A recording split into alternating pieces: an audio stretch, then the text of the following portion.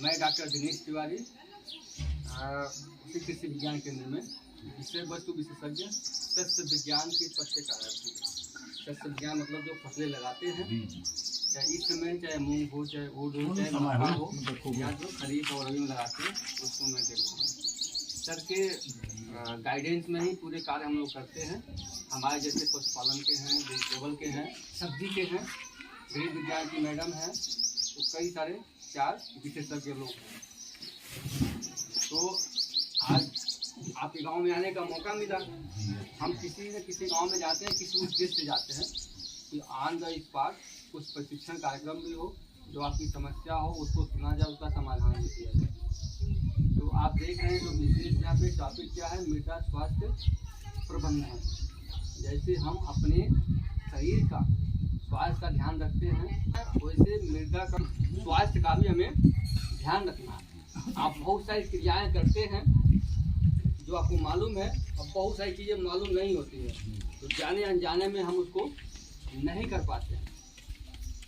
तो जहाँ भी अगर स्वास्थ्य की या प्रबंधन की बात आ गई, तो शुरू से लेके यानी हम जो खेत होता है फसल कटाई करते हैं, उसके बाद से लेके जो अगली फसल हम लगाते हैं उस बीच में और खड़ी फसल में फिर कटाई करते हैं, पूरी जो समय होता है उसमें हमें ऐसी क्रियाकलाप करना है जो मृदा का स्वास्थ्य अच्छी बनी रहे, और जो फसल उगा रहे हैं वो हमें स्वास्थ्यप्रद फसल उगे और अच्छी गुणवत्ता का हमें अनाज मिले, बीज मिले, और उसका हम अगर यूज करते हैं या जो मार्केट में बेचते हैं उसका मूल्य अच्छा मिले।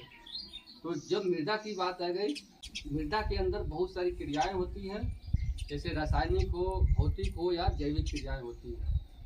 तो उसमें उसके अनुसार या फसल जो लगाते हैं उसके अनुसार हमें चाहे पोषक तत्वों का प्रबंधन हो या अन्य जो भी क्रियाएं हैं उसके अनुसार ही करना है, ठीक है।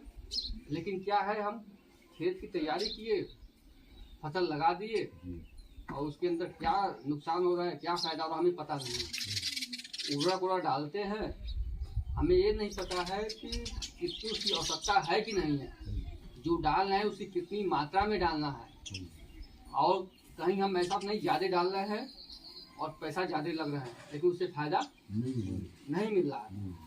तो क्या होता है, जब भी प्रबंधन मृदा की प्रबंधन की बात आती है, हमें मृदा का भी हमें स्वास्थ्य का पता होना चाहिए कि उसकी स्थिति क्या है। और स्थिति कैसे पता चलेगा, जब उसका टेस्ट होगा, परीक्षण होगा।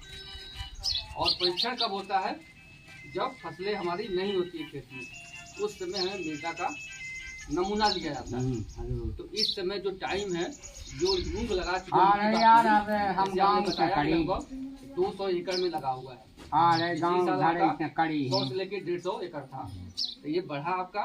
बहुत सारी जो लोग हैं उनकी खेत खाली होगा, क्यों, जो जुताई किए कुछ लोग नहीं किए होंगे। तो यही समय होता है मृदा का नमूना लेने का, ठीक है। अब नमूना भी हम लेते हैं, तो क्या होता है, अब खेत में हम जाएंगे तो सिंपल सा भाषा है, 1 एकड़ 2 एकड़ का, उसमें 6-7 जगह से हम जिग जैग में, मतलब एक जगह से नहीं, एक यहाँ लिए, एक दूसरी जगह, एक तीसरी जगह, रैंडमली हम लेते हैं। कितना आपका 15 सेंटीमीटर गहराई का क्या करेंगे, बहुत ज़्यादा मात्रा में होगा, तो उसको हम पत्थर वगैरह घास फूस निकाल देंगे। उसको चाहे फर्श हो या प्लास्टिक पॉलिथीन हो या चटाई हो, महिलाएं बैठ जाएंगी, जो हमें उसमें से जो सैंपल लेंगे गोलाई में बिछा देंगे, उसको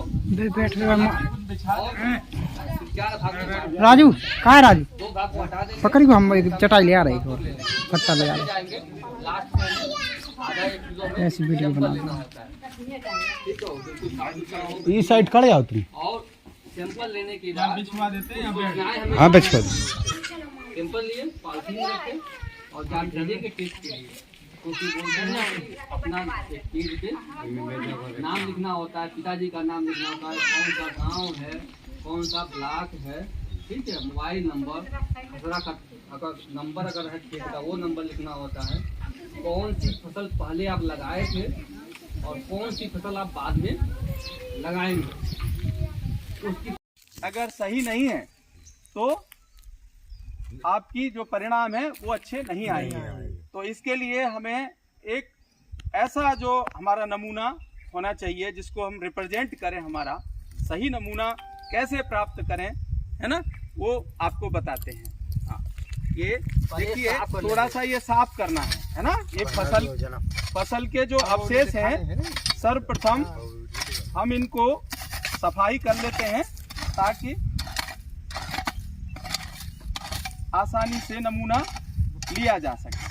ठीक है, इस तरह से सफाई हो गई। बहुत अच्छा, आप नीचे तक। हाँ हाँ, अब देखिए सफाई हो गई। अब हमें क्या करना है कि वी के आकार का गड्ढा खोदना है, क्योंकि हमेशा फावड़ा अपनी तरफ ही आता है ना। देखिए इस तरह से, इस तरह से। बहुत अच्छा, बहुत अच्छा। 6 इंच गहरा। हाँ, रुक जाओ। हाँ, अब इधर से वी के आकार का हमें गड्ढा 6 इंच गहरा खोदना है। हाँ, निकाल दिए डॉक्टर साहब, ये भी निकाल दिए। ये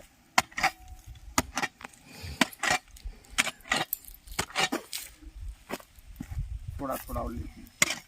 खुरपी अगर हो तो खुरपी की सहायता से फिर इसको हम चौकोर बनाते हैं। जी, खुरपी तो खत्म, कोई बात नहीं।